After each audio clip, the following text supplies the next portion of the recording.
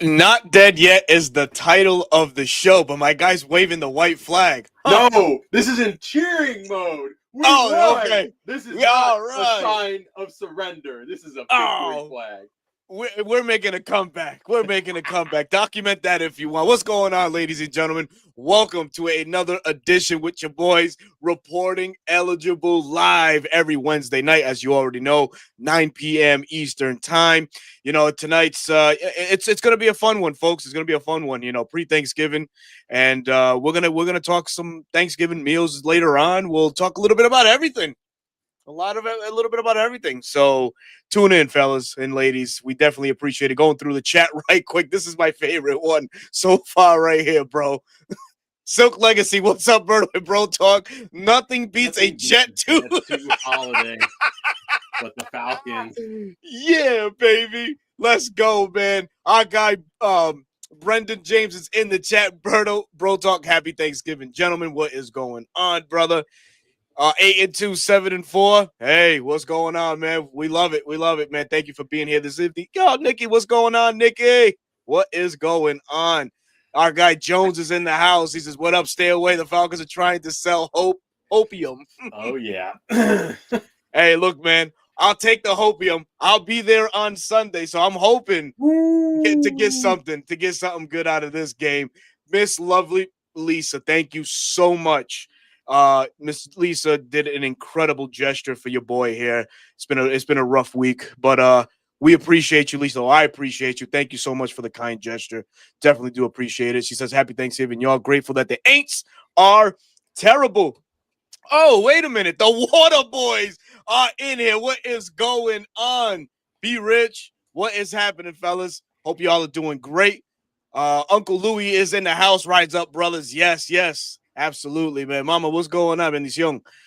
Big boy Brewski's in the house. What's going on, big boy? What's up, baby? We winning the Super Bowl this year. Wow, baby. 1 week, Hey, and that's what it takes. I love it. I love it, man. But hey, man, how you been, bro? Talk. What's going on? What's the week looking like? Oh man, short work week. Heading into the Thanksgiving holiday. It's a good time to be around family, but coming off a win. Yeah. Your boy picked the Falcons to lose. Had to eat crow, and I'm happy to eat crow, especially when it comes to my team and being wrong about losing. Yeah. So it was a fun one because I want to say we dominated that game for the most part. Mm-hmm. Mm-hmm. There were spurts where it's kind of like, oh, here we go. But then it's like we had some dominant instances, and yes, it was a bad Aints team, but man, you just love to see it, especially with your most hated rival. Absolutely, man. Absolutely. But before we go any further, man, can't forget to thank our supporters of this show, Brendan James, and his incredible work over at localfits.shop. Here you can get your fix on anything anime cross with NFL. He has posters, as you see it here, t-shirts galore. We got a Raheem Morris anime. We got a Zach Robinson. Get this man off our team.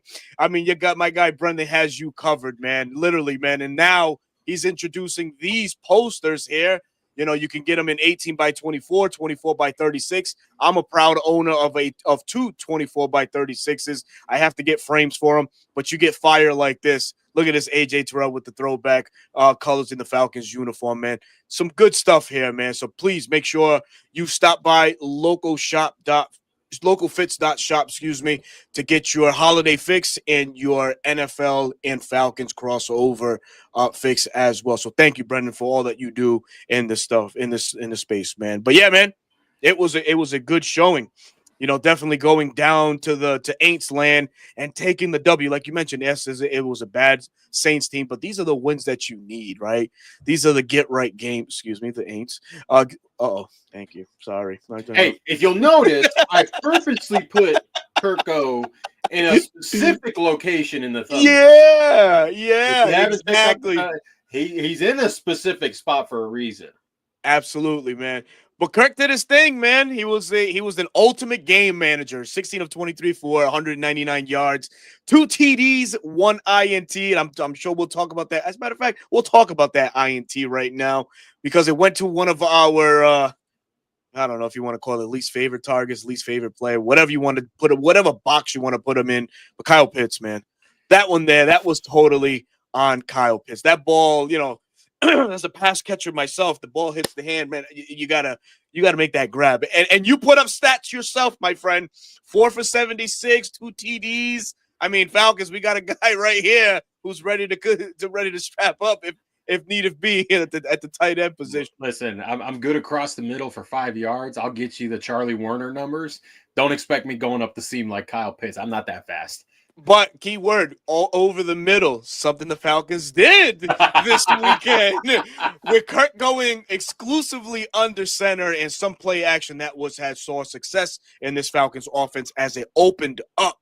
And one guy that benefited the most was Darnell Mooney, who seemed to come to the forefront or to the front of the Falcons' memory lane here because he looked like 2024 Darnell Mooney on that one. 4 catches, 76 yards. Very explosive on that 43-yard touchdown. But it was great to see. And it's absolutely a momentum builder going on as we play the Jets this coming week with Kirk and Darnell Mooney, because we all know those guys cooked last year. That was Kirk's go-to guy. And if they can, I don't know, man, if they can muster up the same connection going, for the rest of the way, I don't know, man.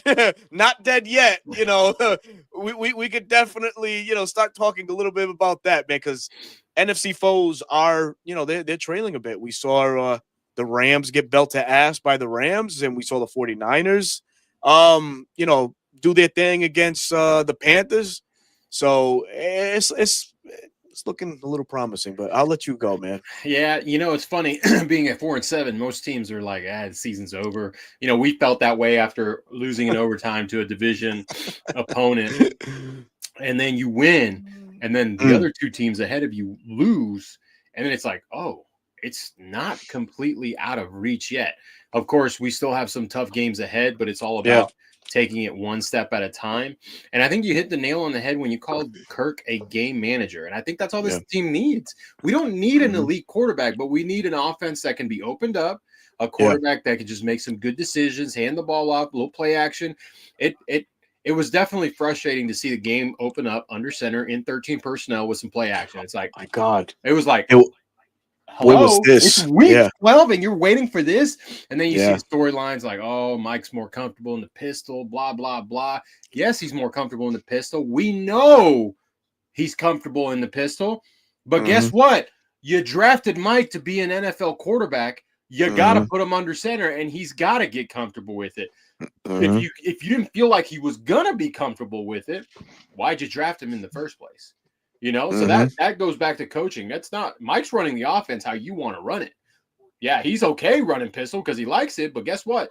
He's the type of guy's like, I'm going to go out there and do my job. But to see Kirk do it, right, we all felt some type of way, but it helped open things up. You saw power. You saw guard, H-back. Oh, counter. yes. You saw, counter, you saw it was still primarily wide outside zone, but you saw it mixed in, and the play action worked. They were biting. The backers, the safeties, they were biting because it was getting married. So Bones joked around in my comments today because Drake London looks like he's going to miss another game.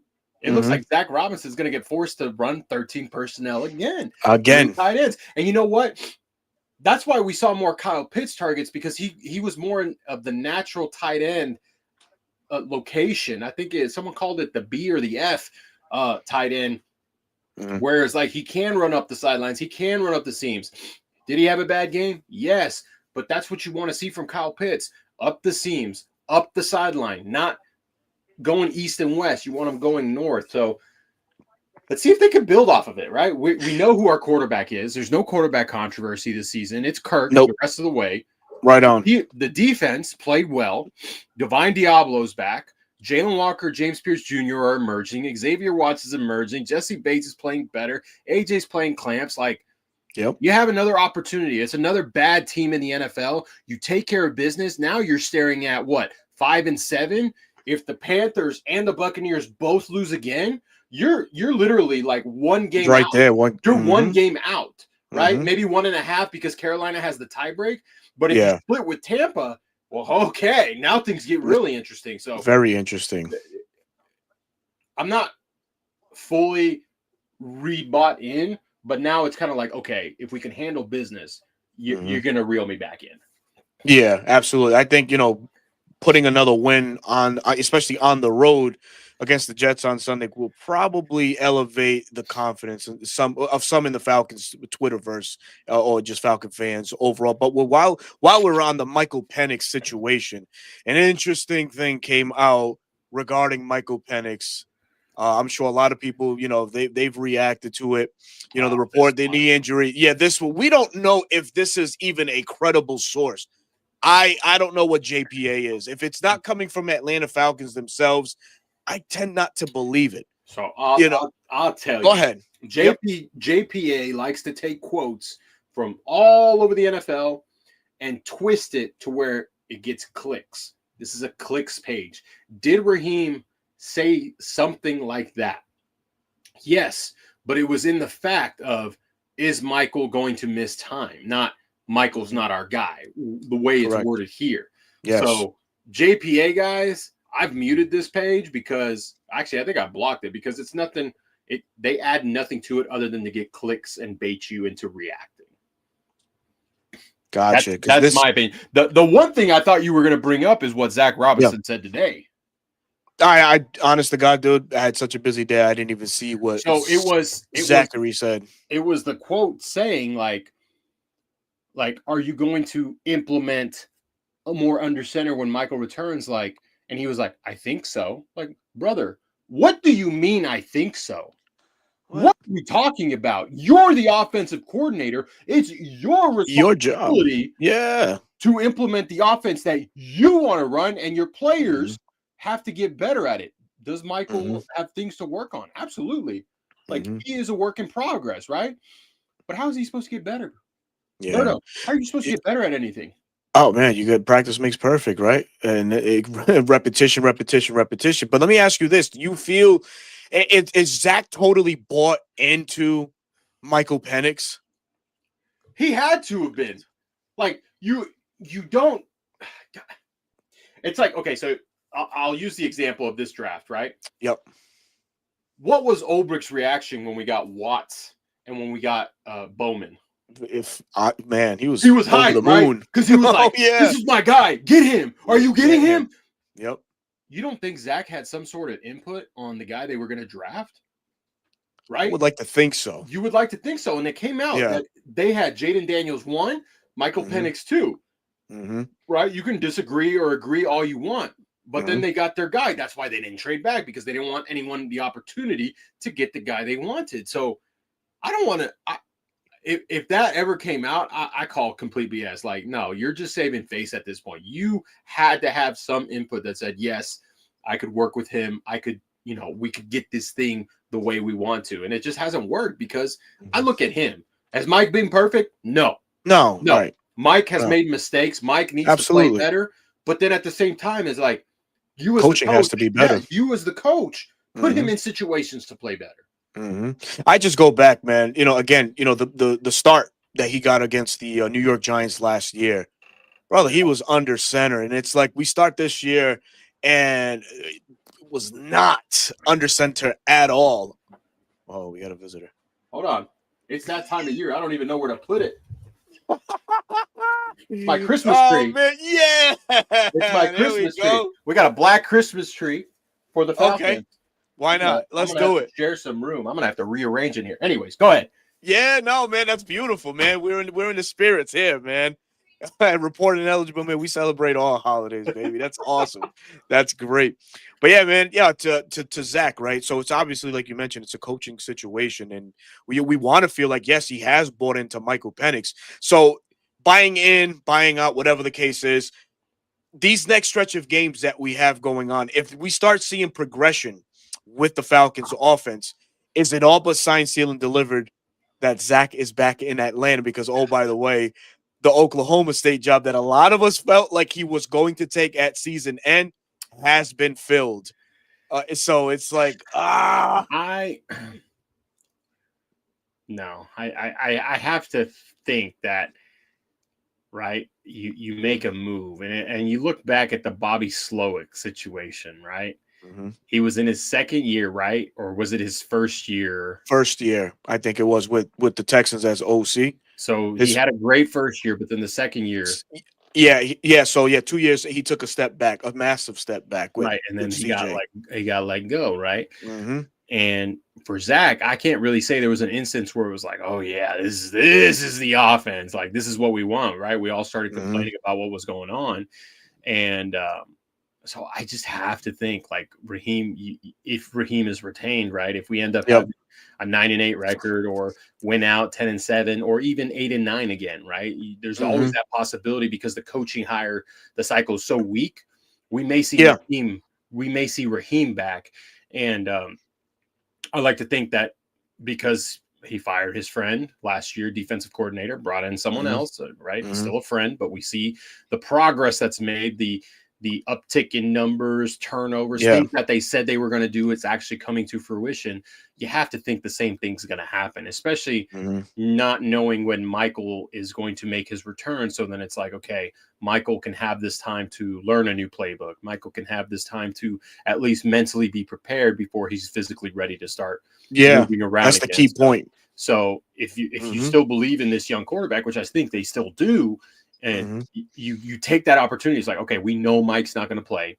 We don't have to worry about him making mental errors, right? He can spend the time studying, watching film, understanding the lingo, the checks, whatever you want to teach him, right? Yeah. And whether it's Kirk back next year playing again, or you bring in a different bridge quarterback. I know a lot of people throw Jacoby Brissett, Mac Jones, Daniel Jones, like whoever it is, you know, you could do that bridge quarterback situation, right? Someone that has experience in the NFL that you feel like, okay, we can give him this playbook and he can run with it. Why are you looking like that? There was a guy that put up some decent numbers this past week. God, you need to cut it out. You need to cut it out. Give me Davis Mills, baby. No! Give me Davis Mills, baby. Hey, look, man, the Stanford product, I was a big fan when he came out. But I guess we'll cross that bridge when we get there. But, you know, back to the Zach situation in Atlanta, you know, I kind of look at it in the same way that we treated Steve Sarkisian, you know, in 17 and 18. He had a decent 17, and then 18, he kind of like he fell off a little bit, right? And I think the biggest thing that was stuck to him is the fact that he couldn't get Julio to score. He couldn't get Julio to get production out of Julio. And once he did, it was too late.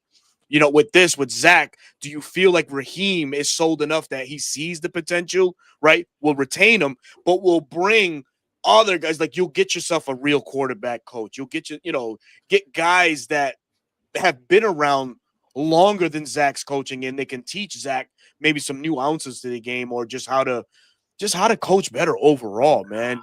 You don't think so? No, you don't see that often, you know, unless it's like a really, really older coach that's been in the league that's okay taking a back seat and teaching the young buck. But if you have a premier play caller, they're not going to take a back seat to I'd love Brian Dable. Brian Daboll, I think, is a great play caller. Just didn't work out. Honestly, I don't think he should have been fired in New York as a head coach. It's not his fault. You know, injuries happened. You know, the GM didn't really provide him a good offensive line and things like that. But you know, someone like that, Brian Dable's not taking a backseat to Zach Robinson. It's like, no, he wants to bring in his style, right? Bring in his people, quarterback coach, pass game coordinator, run game coordinator, all that stuff, which I think that's what we need, right? We retain too many people from the past coaching staff. Dwayne Ledford being one, right? I was like, okay, we have success with wide zone. Let's keep the same guy. And dang. Oh, man. Oh, Thanksgiving came early. The gift that keeps on giving. What is that? We got Toll House pie. Okay. You know what Toll House is? I do. Really? I do. Toll House cookies. Not a lot of people know what Toll House pie is. Oh, yeah. And then apple pie. Okay, good. All right. What do you mean good? What do you mean good? It's great stuff. I am a pumpkin pie enthusiast, and I have to single somebody out. And if I had the goddamn I saw him earlier. I'm a pumpkin pie guy too. Smitty is a huge fan of pumpkin pie. Don't let him bullshit you. He's backstage just bullshitting. He loves it. I know it. My guy, man. What's going on, Smitty? Let's get it, GA. What's going on, man? Long time no hear from you, man. Hope all is well with you, man. Miss, who else is in here? Hold up. What you got there? Oh, it's a black Christmas tree. It's the Christmas tree. I'm trying to make room so I can be centered. Oh, gotcha. Go ahead, brother. Go ahead. You're muted.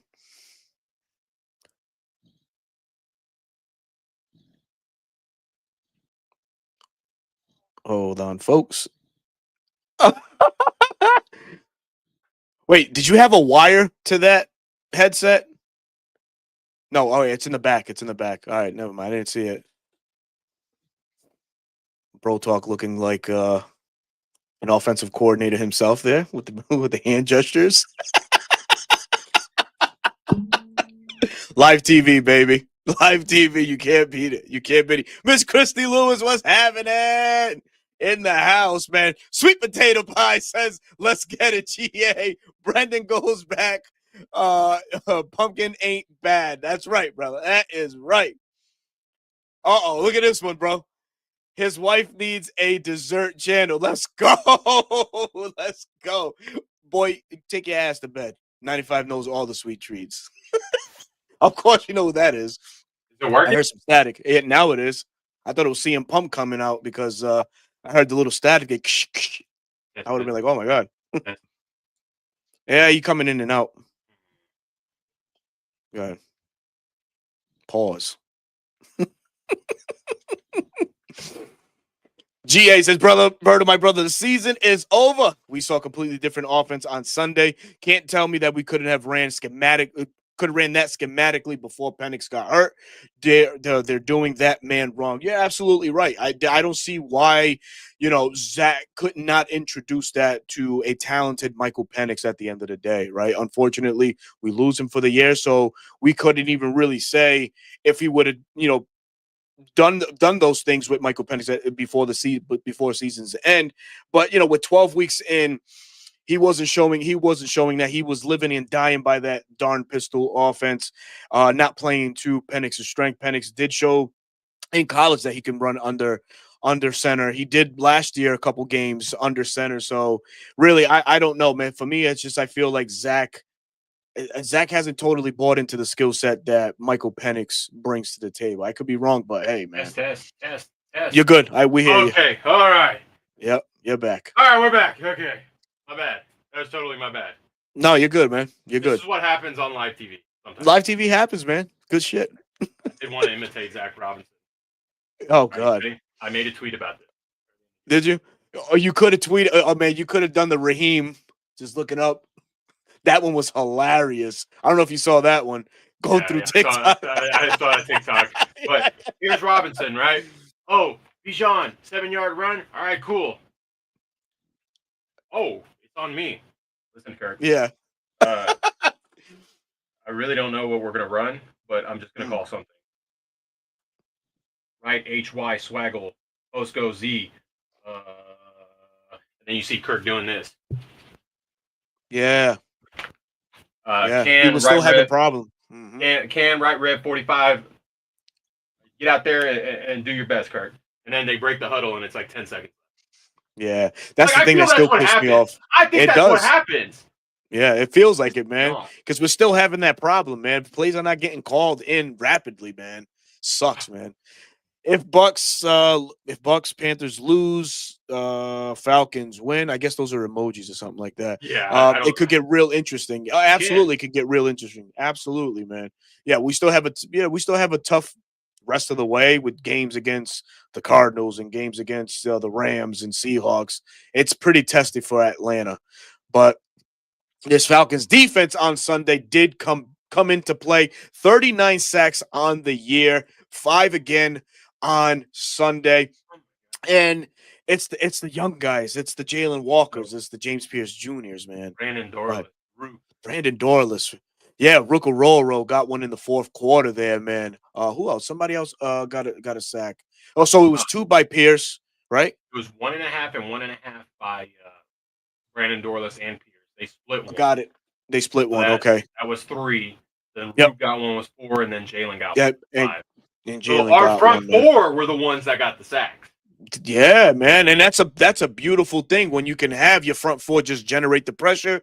Jeff doesn't have to send the house or send exotic looks or blitzes. Right. He can dedicate more people in coverage, and which was a great thing because the coverage elevated in a sense. We got Divine Diablo back, and we saw how important he was to this Falcons defense, or the middle of this Falcons defense, where in the past or during his departure, we saw teams complete more than 70% of passes in the middle of this Falcons defense. You insert Divine back, and that drastically changed by at least 10 points. So that around 60% was only completed on Sunday, which it's all credit to Divine and his play, man. He was really good. He has great instinct, sideline to sideline speed. I mean, I know a lot of people made fun of the signing, and a lot of people broke down film like, oh, he's not that great in coverage or whatever the case was.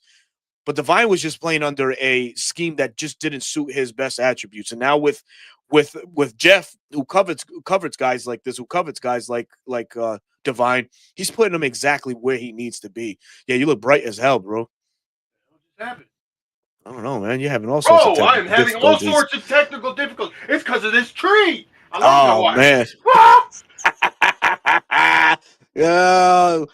Oh man. Well, it's back to normal now. The color. I just am just such a bright individual. I Yeah, can't this kid, bro, talk is flowing. You cut off now. Your mic is cutting in and out. It's one of those things, man. It's one of those days, man. Yeah, it's like it goes low, then it goes high, and it just sounds like it goes in and out. It's the tree. it really is. We're gonna do yep, we can hear you. We could do a scene from Dr. Seuss's How the Grinch Stole Christmas. The little guy picks up the tree, goes, "I hate Christmas," and he drops it down because he gets pissed off that the little girl doesn't like him. You should do that right now. That would be fucking hilarious. I know. Hold on. Go ahead. I'll carry on. Let's get it. Says if you can generate pressure where your front 4, the back end could really eat. Divine Diablo is no question the signing of the offseason. 100%, man. That's going to go down as one of the best signings in Atlanta Falcons history, bar none, man. This guy was a steal. Now, question is, do you resign Divine Diablo? Do you reward him for his excellent play? That's something to keep an eye on if the Falcons want to make more cap room going into next season. Would you do that? Is that something you would entertain if he was in that Falcons front office? Is taking care of Divine Diablo, who's on a 2-year deal? Hold on. Can you hear me? Oh, perfect. Okay. All right. My normal microphone's having problems, so we're going to use the headset microphone. But take care of Divine Diablo. I mean, yeah, I would strongly consider it because I think he's younger than Caden Ellis. You got to remember, Caden Ellis is on a last year of his deal. Mm-hmm. And if you look at the players like linebackers under contract going into the next offseason, it's just Diablo and it's just JD Bertrand. Like, that's not good. That is not good at all. So I think priority number one is like you're talking to Caden, like, all right, Caden, let's get you taken care of, but let's not go, you're 31 going into this next season. Let's not blow it out of the water, right? We got to make sure we're other pieces. And I think Caden would be willing to take that because I think he's really bought into the city of Atlanta and loves the team and what the vision is, right? So, I mean, if Diablo keeps playing the way he is, I mean, he's due, right? He doesn't have an interception just yet, right? No. Bro, he's so due for an interception. He is. And he is. He would have had one on Sunday, but that club, he couldn't just – he couldn't. My God. Or he could have had one week 1 against the Bucks when he made that acrobatic dive at the Mike Evans would-be catch in the middle of the field, man. Yeah, so look at Christmas, my boy. I've been putting y'all on Jacob Rodriguez since last year, and now he's getting Heisman looks. It's crazy. Yes, Jacob Rodriguez, I think, will still fall to day 3. Even with the smarts, even with the good linebacker play, okay? I think the size and the speed is what will, people overthink players all the time. I think Zach Thomas, right? Zach Thomas is also a former Red Raider, Hall of Famer, right? He wasn't the prototypical size for a middle linebacker, and guess what? Changed everyone's mind. So, could Jacob Rodriguez go sooner than day 3? Yes, but I don't think so. Neither was London Fletcher. And London Fletcher was amazing. Tackling machine. Yeah, man. I see it. Machine. I'll give you another prospect, but we got to get to this super chat here from our friend Tom Brady. He says Robinson will look good in storm blue Super Bowl champs. I guess he's talking about Bijan being traded to New England. I don't think so, man. You guys already have Travion. I think I like Travion. You're just being greedy. Yeah, you're just being greedy. I mean, God damn it. Listen, you send 2 firsts and a second, you can have Bijan. I love Bijan. But if it's 2 firsts, right? Oh, don't do it. You wouldn't do 2 firsts for Bijan? Listen, you sound like the most humble host on this Falcons Twitter space, Falcons content creating world. Aaron Freeman, shout out to Locked On Falcons. He spoke his mind about it. Aaron's one of the GOATs, man, and he spoke candidly about it. And he mentioned, 3's better than 1. So if you can get a return deal, and land what I think he meant is like 3 prospects to the 1 of Bijan, then you won, obviously, right? So Is it something worth considering? I don't know. Like he mentioned, it's not something teams plan for, although we've seen so many elite talent, young talent leave, like Sauce Gardner and Quinnen Williams and all of these guys. Could Atlanta fall in that same area of wanting to do that for the benefit of the team? So I don't know, man. You just never know. It all depends on how the season ends. True. Do we have a new GM? Right? It's all dependent. And as much as we emotionally get tied to the players, because I do the same thing. I get emotionally tied to the players. Yeah. But at the end of the day, it's a business, right? And ultimately, what we all want is for the Falcons to win. And we want 100%. Them to win with the players that are on the team. Yes. Because we love these players. Yes. But sometimes, the reality is like, the Jets got how many first rounders for 2 players?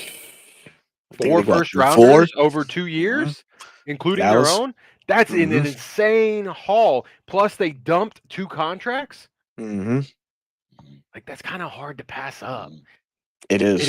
It is. It really is. It would hurt my heart because I have not gotten a jersey in years. And when I was in Atlanta, I got Bijan's. I would hurt. I'd be like, damn, bro. That would definitely hurt. That would most definitely hurt, man. Anyway. Oh, man. All right. Well, we got to refocus. We got to refocus. We're still in the 2025 season. We're still not eliminated from the playoffs, right? Nope. They're still they're still airing those lungs for the 2025 season. But talking about linebackers, as you mentioned, Divine Diablo being an option as a re-signing candidate, Caden Ellis as well. So now you would be putting resources into a position of need, so to say. Most people feel like the linebacking core was the weakest point in Atlanta, but we found out that it's low-key one of the strengths, right? When everybody plays on the same level. Now, we talk about Caden Ellis possibly departing after this year. We turn our sights to the draft. You mentioned your guy, Jacob Rodriguez, who, yeah, absolutely. He had all the check marks, right? I like to think a kid like Anthony Hill Jr. out of Texas also is in that conversation. And I like his pass rush ability, and he reminds me a little bit of Caden Ellis as the headset goes down. I agree. I'm thinking he will come out. I think he's a day 2 prospect because linebacker seems to be the thing in the first round with so many guys potentially coming out. Averill Reese and company from Ohio State. They're gonna dominate that scene. So obviously it pushes back some of the other talents down to the second round, where the Falcons will be picking. Maybe in that top tier of the second round. I was going to put out, a tweet the other day and say with the first pick in the second round, the Falcons select. But I was like, I don't feel like getting tomatoes thrown at me, but it is what it is. It's a reality. It was a short reality for a moment. But if we play the rest of the way that we did against the Aints, hey, listen, anything is fucking possible. Anything is fucking possible, man. Look, are the if you look at the numbers, is the probability really high for us to win out? No. No. Like if you look at the numbers, like the likelihood of something happening is very low. But it ain't over until it's fucking over. That's fact. And, that is very fact. And I go back. Shout out to the Water Boys. They had John Abraham on the other day. Yeah, my guys. And he talked about the feel for the locker room, that he's been in locker rooms, right? And you can tell when the team is still bought in, that they want to win, or if they're like, the season's wraps, practice, we'll half-ass it, go to the game day, but we're more worried about what's going on outside of it, right? And he still got the vibe. He said that the Falcons are still bought in to what Raheem and company have. And Raheem came up to him and gave him a hug, and he kind of looked at him and was like, I don't have an answer for why we haven't been able to pull these out, right? You like to think you have an answer. Your son just put something in there. You want to have an answer, right? But but Raheem looked at him and was like, hey, we're trying everything, and we just can't seem to either A, get out of our own way, or B, have the the luck strike our way. But all you got to do is worry about the next game, and that's what the Falcons are doing. They're worrying about the Jets, right? They're heading to not Meadowlands, MetLife Stadium. Stadium. I will always call it the Meadowlands, dude. Was it called that? Okay, It was called the Meadowlands. Yep, no, it was called the Meadowlands. So if they pull away victory, like we talked about earlier, now you're 5-7.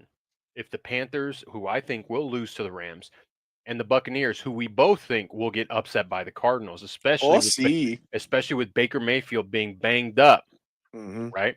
Now the Buccaneers are 6-6. Now the Panthers are 6-7. Right? We're a half game. We're 1.5 games behind the Panthers, and we're 2 games behind, right? Or 1.5 games. One and a half being the Bucks. Behind the Bucks, right? So then it's within reach. Who do we play after the Jets? I'll tell you now. Hold on. I got the schedule. I don't have this. Oh, I do have the schedule. Oh boy. The Seahawks at home. Okay.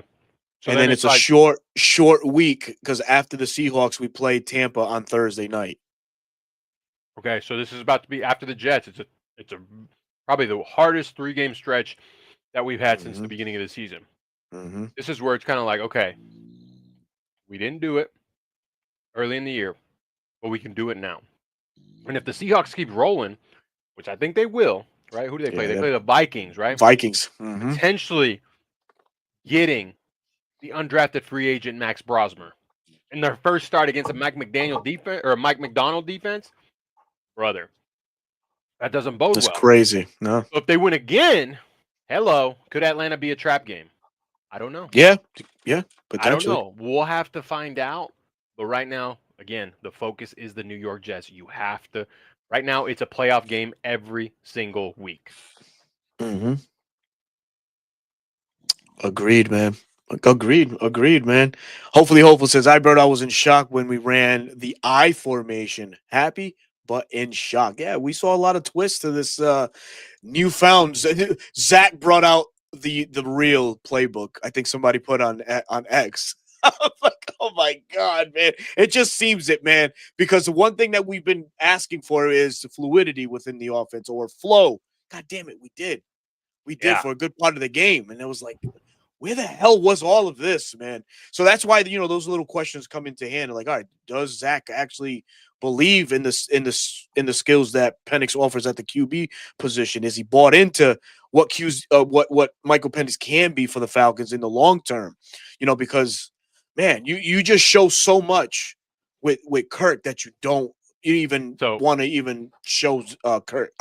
Mike, excuse me. So I think they tried to take the shortcut. Oh, Michael likes pistol. Michael likes this. Let's do that. Yep, so we let's can do that. Success. And then we'll work on the other stuff. Instead of saying, we'll have this in the playbook of what he likes. What is going on back there? So my other dog, she's going to town on the couch. She's scratching the living shit out of it. Pause. Going to town, ladies and gentlemen. Hey, I need the laughs, brother. I've had a rough 24 hours. Oh, my gosh. That is hilarious. I couldn't tell. All I see is a dog back there, like, doing something. Established dominance. Yeah. All right. Oh, man. Back to the subject. Got it. So is this show PG?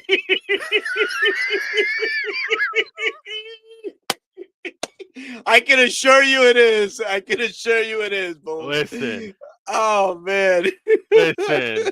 What happens on reporting eligible? Yeah, baby. On reporting eligible. No Diddy. Hey. Hey, we didn't have to say all that. Anyways. Oh, Christ. Oh my man. Gosh. Anyways. That's crazy. What I was saying. Okay, yeah. They tried to take the shortcut with Mike where it's like, okay, let's do what he likes. We can win this way. He needs to work on these things, but we'll put it on the back burner versus we'll have some of what Mike likes. But this is our true offense, and we need Mike. You need to get comfortable doing these things and having him run it over and over and over in practice. That way he knows, okay, in the offseason, I need to do X, Y, and Z with my footwork, my timing, this, all these things. But no, they tried to take a shortcut, and I think that's what ended up hurting them in the long run. So then it's like, okay, we have this veteran quarterback. We know what he can do. We know what he's about. Let's now do it. And so that's why as fans, it's frustrating because it's like, okay, so this was always there, but then you weren't running it because you got, I want to say, lazy. You didn't want to coach up the young buck that needed to get coached up. Fact, man. And, obviously now with Kirk going the rest of the way, the Falcons signing or bringing in KJ Osborne, a wide receiver. He's known for loving. He's come out and he said that's the best wide receiver he's played with. So he has said that. Kirk Cousins has, and I think that was during his time in Minnesota. Hold on, he had another guy in Minnesota. Oh, he sure did in Jettas. Yeah. Come on, Kirk. Yeah, man. But KJ, alongside Darnell Mooney, could maybe. What we got? Carrie. Carrie? Let's go to it. There we go. What up, Carrie? She said, not dead yet, but barely standing. What's good, Berto? And Bro Talk, hope you're doing well, and happy early Thanksgiving to you and yours. Absolutely. Same to you, and safe travels again. Hopefully, you can enjoy all the mac and cheese and all the delicacies that Thanksgiving has to offer. I can't fucking wait. We'll get there. We'll get there. Okay. Let's focus. Gotcha. But yes, KJ Osborne, hopefully he does get elevated. He is on the practice squad. The Falcons obviously needing a little bit more from this wide receiving group. Darnell did show out on Sunday. Casey Washington has flopped, and we don't need any more targets going to Charlie Warner. We need more. I'm not hating. I'm just saying, we need a little bit of more yak out there. What do you need? What do you mean by that? I know. Yeah. Sorry, Brendan. I know that's your guy too, man. But yeah, I got you. Go ahead, buddy. Sorry. But tell that boy to hit the books. What's he doing? Yeah, hit the books, Bro Talk said. Yeah, look, I got Brendan's attention. He says, what'd you say about Charlie? No, man. Gary says, I hope your uncle doesn't bring the onion mac and cheese. Nah, that's been barred. That's been barred, Gary. That really has been. So I have an uncle that likes to put the onions in mac and cheese. Look at this kid. No books for him. He says, yeah, man, it's a horrible thing. It's a horrible thing, brother. It really is. It's a crime. You don't put onions in mac and cheese. And he swears by it. I swear he swears by it. That's why his dish. Yes, he is. Yes, he's Puerto Rican. Okay. He's just, he's one of these guys that thinks he can cook a little bit of everything, and he's failed miserably. Okay. I said, Theo, you leave that shit right in that corner over there. Don't you even bring it out. It's I'd rather him bring the plates and the napkins and cups and whatever. than bringing an actual dish. But yeah, man, getting back to this, man, the Jets game. Let's definitely go right into the Jets game. Obviously, another team that's railing. It's they're falling from behind. Wait, hold on, this fucking kid, man. 95 likes raised into the pit is potato salad. That is not documented. Don't let this kid lie to you. I'm whooping your ass. Let me get off this shit. But no, man. Yeah, we gotta go to MetLife Stadium and get this W against a railing New York Jets team who has turned their attentions now to Tyrod Taylor, obviously with Justin Fields struggling. They still don't have Garrett Wilson back. They're relying a lot on Donnie Mitchell, a wide receiver that they acquired in that massive Sauce Gardner trade. So your thoughts quickly, man. What are our defensive chances against Tyrod Taylor and company? This is a team that just scored only 10 points, kind of like the Saints, but against the Baltimore Ravens. So I like what the defense is going to be able to do. Mm-hmm. Ulbrich coming from the Jets organization last year, he's familiar with a good chunk of the players that are still there, and I think the Jets are going to have to try and rely on the run because I think Tyrod Taylor, yes, he can have a little bit of splash play here and there. Yeah. He doesn't navigate the field well. And if coverage is there, like you could potentially send 4. But I will say that the Jets' offensive tackles, those 2 young tackles, Olaf Ashanu, Armand Membo, playing really well. They are. It's the interior that struggles, right? No Vera Tucker, right? He was lost early. Yep, he was lost early. And the other 2, they're not great, right? So you could get pressure up the middle. It's about stopping Breece Hall, right? Don't let get Breece Hall going because he is still a good running back. Donnie Mitchell, he can route you up, but he struggles catching the ball, right? I think offensively we're gonna have to dictate that defense that can play well. No Quinnen Williams, no Sauce Gardner, right? Which going into this game early in the year, you're like, okay, we might have trouble against the Jets defense. But now you're kind of like, okay, it's only Will McDonald and who's the other guy? I don't even know. Jermaine Johnson. Okay, Jermaine Johnson, right? Okay. Jake Matthews, he'll be fine. Elijah Wilkinson, if you're in 13 personnel and you run max protection, you should be fine. You should be fine, exactly. Right? Yep. So I think we can have another recipe of success against the Jets like we did the Aints. I really would be shocked if we lose this game. And if we do lose this game, that's it, Raheem. See you later. Right? Yeah. But we talked about it. And I think the mentality is that every game is a playoff game. You have to play it that way, like it's do or die, because it really is in the regular season. You go 5-8 or 4-8. That's it, man. Even if you win out and go 9-8, you're not getting into the playoffs. Sure, you get a winning record, but you're not getting into, the later stages of the season, which is exactly what we're looking to do since 2017? It's been 8 years. That's what we're 8 years. Yeah. I look at this, you got 2, you can almost say same dynamic style quarterback in Justin Fields and Tyrod Taylor. Both have decent arms, both are mobile, but here's one common thing. They don't know how to avoid the sacks. Combined 39 sacks from the quarterback position for the Jets. I look at this Falcons defense and the way it's been humming. We've been averaging 5 sacks at the last 4 or 5 games, and really, I think we've had 24 sacks the last 3 or 4 games. Yeah. Atlanta has. So we're on a bit of a streak, and I think the streak continues. And I think we could put this game out. Like we could put this Jets out of their misery real early. And I think it's because of the pass rush. This Falcons pass rush has been relentless all year. We're at 39 now.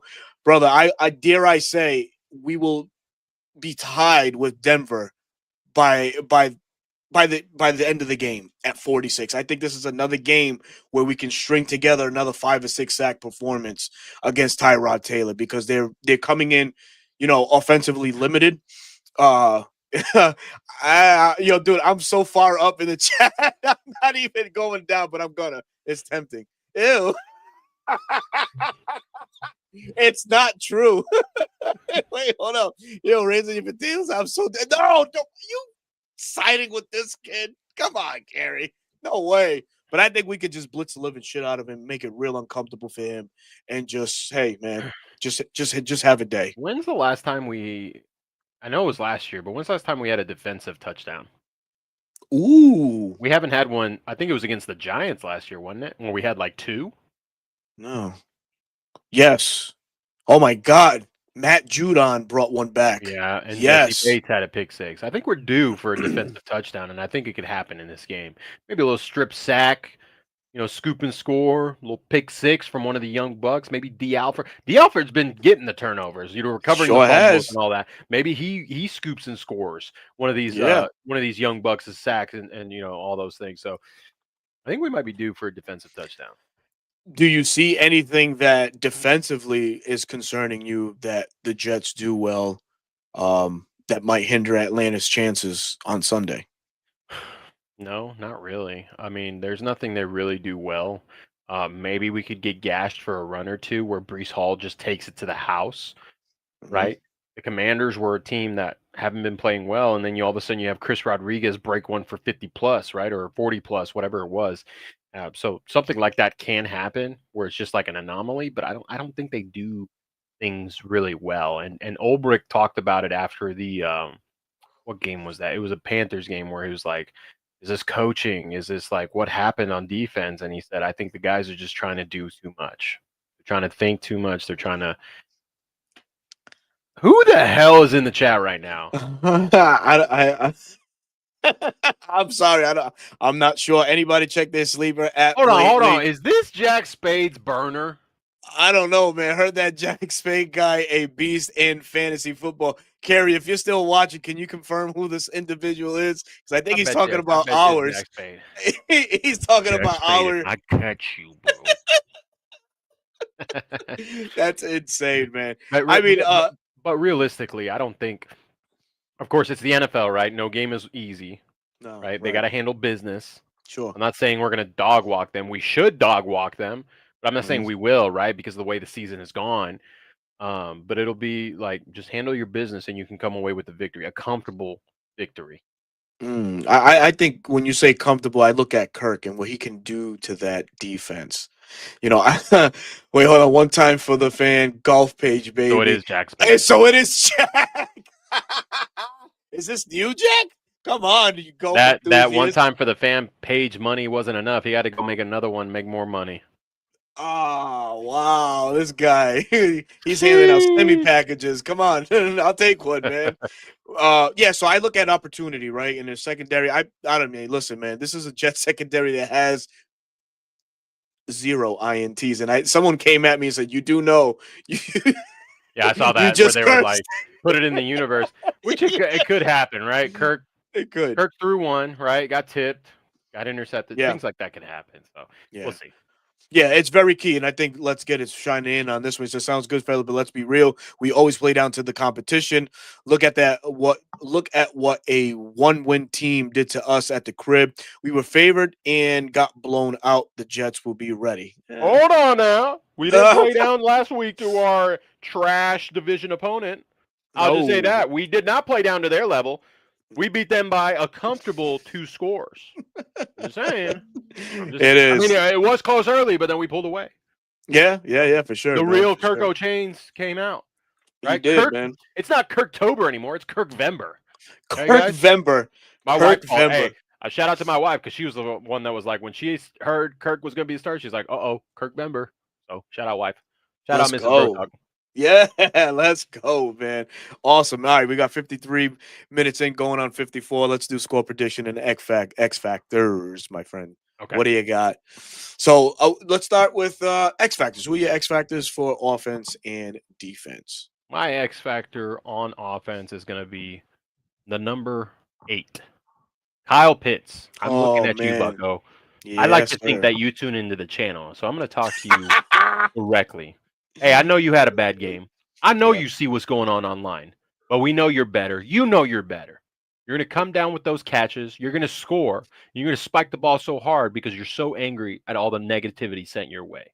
I believe in you. You can do it. Defensively, it's going to be the ascending James Pierce Jr., who is working his way to, I think, 70% snap share. He is on pace to now be officially the starter, out-snapping Leonard Floyd, who, yes, went down with an injury, but is playing much better. And I think I don't remember if Tennessee played Mizzou or Penn State. I'll have to go back and see. But I think he can give trouble to those offensive tackles with just his pure speed. And if he can make Tyrod make some poor decisions, well, hey, those things, maybe Divine gets his first interception this week. Oh, I love it. I love it, man. All right. So, yeah, offense, I was going to go with Kyle Pitts. Now, the matchup could be a problem because Sherwood and Quincy Williams, they're two capable backers that could, run stride for stride with Kyle. I mean, everybody looks at the mismatch that it could be a mismatch, but I beg to differ. I think those guys play good at the second level of that Jets defense. Could be making it a little tough for Kyle, but it's up to Zach to scheme him right and for Kirk to just instill confidence in Kyle and get it to him. He did target him often, on Sunday. He hit him on a go, what would look like it was a wheel route, it converted to a go route. Hit him perfectly in stride, right? And that's the success that you have with Kyle's when you hit him in stride. So I'm gonna go with Kyle on this one, man. And on defense, man, I'm looking at the Jets interior and Joe Tippmann, Wisconsin product. It naturally a center, is playing right guard. Joe Simpson, or John Simpson, the other guy at left guard. So give me Brandon Dorlus to wreak havoc in the middle of the defense, man. He's playing real good ball as of late. Oh, he has for this month for the Falcons. And yeah, I'm gonna go with Brandon Dorlus. In fact, I'll give Brandon Dorlus 2 sacks on Sunday. I like it. I like my chances with that. Ooh, I like it. All right. Now, since I went first on X Factors, give me your score prediction. Oh, we're scoring over 30. Give me 33-14 Falcons. And and for those, if you guys are going, chat, those that are viewing, if you are going to MetLife Stadium, I will be in section 101, row 2. If you want to come by and say what's up to your boy. No, I don't know. Well, Jack Spade, Jack Spade's such a humble individual. Yeah. He finally came through. I saw that you got your steak, and I was like, hey, listen, man. So I was like, bro, come on, man. I need my money, and I need it now. And then, he came through. So I was able to use those funds to get those tickets. So thank you, Jack. Appreciate you. Oh, my gosh. I love it. I love it because I know I'm going to be getting the insight from Berto. Oh, I like – he got all the hopium. That's right. Yeah. I am picking the Falcons here. Last week I did not. I ate my words, and I'm fine with that. I'm fine eating my words. But I am taking the Falcons this week. I don't think they score over 30, but I do think they win by 2 scores. Give me the Falcons 27-17. Hey, man, they scored 24 last week. You're picking them to do 37. Why not? I said 27, not 37. 27. Sorry, 27. Yeah. Why not 30? Why not above 30, man? We got to make a statement game. Oh, 24-13. Okay. I love it. Hopefully, hopeful, man. Appreciate you, brother. Jay Black throwing shade at Jack Spade. Jack Blake sucks at golf, so just take him to Top Golf and run his. Oh man, Jack, if you're still watching, man. Right. Jay Black is getting at you. 31-6 as my guy Brendan. What you got? Man, I would love it. All right, here we go. Tomorrow is Thanksgiving. Wait a minute. Hold on. What happened? Why do you put 28-6? Well, he didn't want to put 28-3. Hey, that rubs me the wrong way. Is he going with you? Yeah. Yeah, he's with me. My road dog for Sunday. There you go. Yep. Well, for Thursday, guys, it's Thanksgiving. Big back time.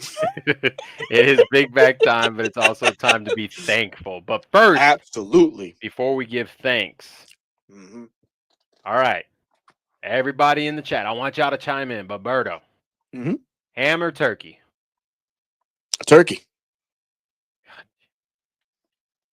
I'm a ham. I will have a ham too. I'm a ham guy through and through. Okay. Favorite 3 sides. Go. Oh my God. Favorite 3 sides. So, it's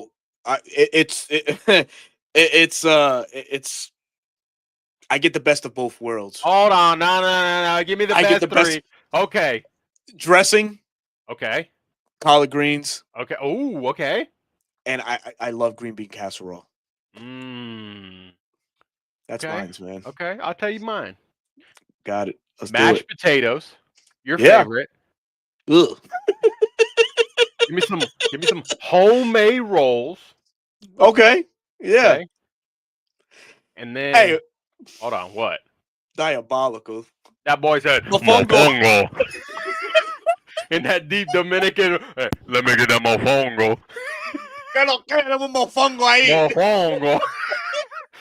So mashed potatoes, rolls, and I'll take some sweet potatoes. I'm a big potato guy, so sweet and mashed. Yeah. Those are my three. I love mac and cheese too, man. Love it. All right.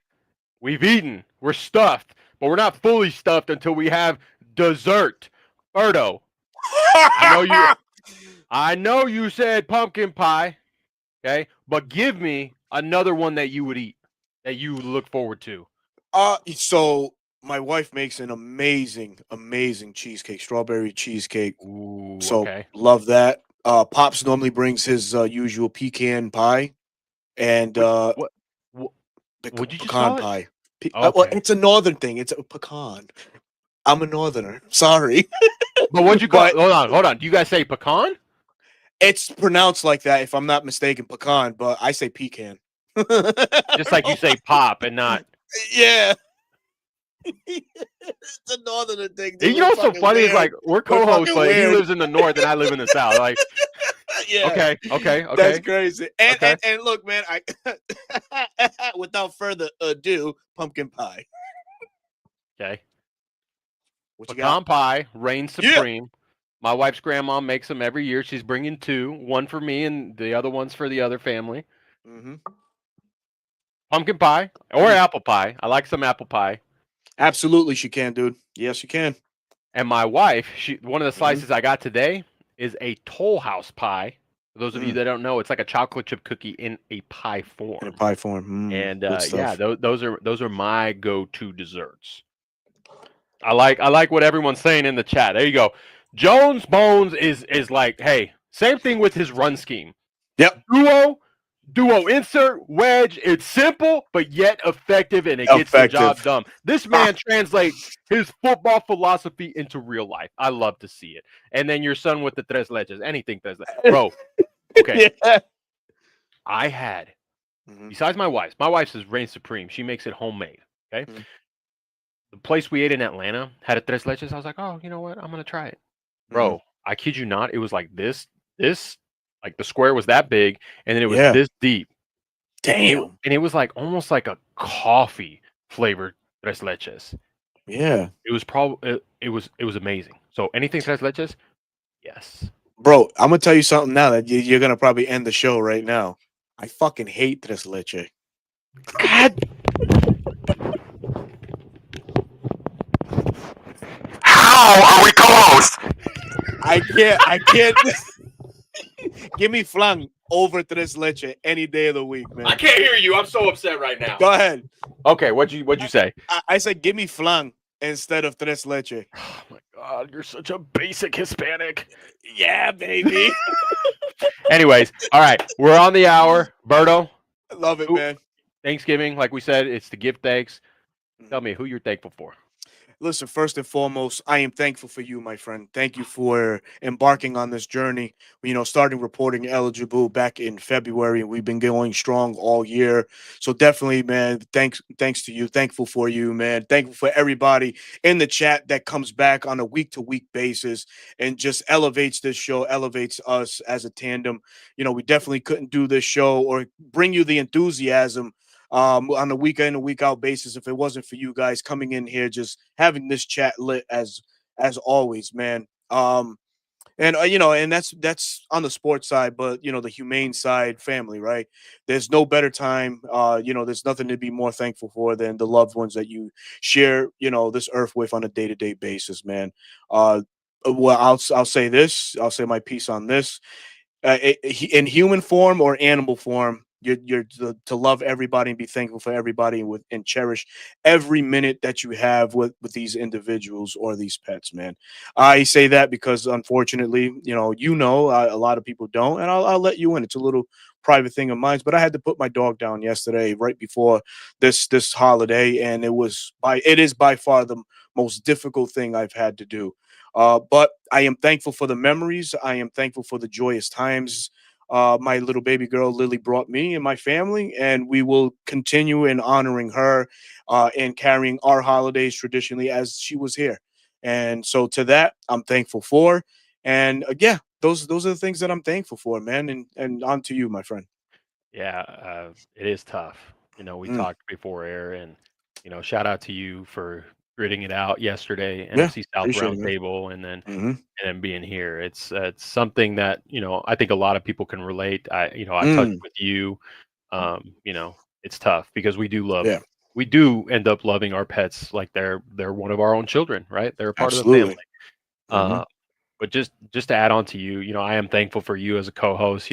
You reached out to me, an aspiring content creator, brought Hmm. me in, and then we had this crazy idea and we ran with it with reporting Mm, eligible.